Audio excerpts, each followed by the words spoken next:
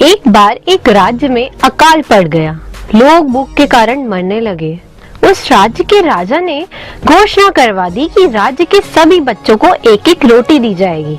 अगले ही दिन राज्य के सभी बच्चे राजा के महल के पास इकट्ठे हो गए।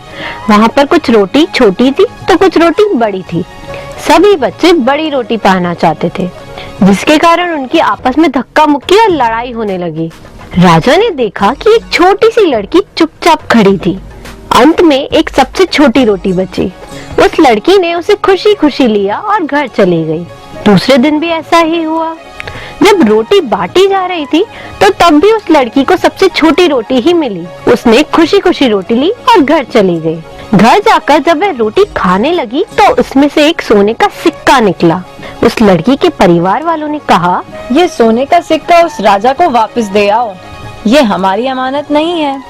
वो लड़की दौड़कर राजा के महल पहुंची और राजा से कहा, मेरी रोटी में से ये सोने का सिक्का निकला है। रोटी बनाते वक्त गलती से आटे में गिर गया होगा, आप इसे वापस रख लीजिए। राजा उस लड़की की ईमानदारी को देखकर बहुत खुश हुआ। राजा की कोई भी बेटी नहीं थी, इसलिए उसने उस लड़की को गोद ले लिया और उसके परिवार वालों को भी अपने ही महल में रख लिया। इतना ही नहीं, राजा ने कुछ दिनों बाद अपनी सारी की सारी संपत्ति उस लड़की के नाम कर दी।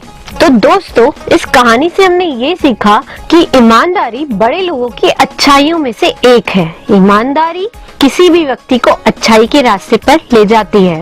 ईमानदारी व्यक्ति का मन शांत और स्थिर रहता है। इसलिए ईमानदारी आपको हमेशा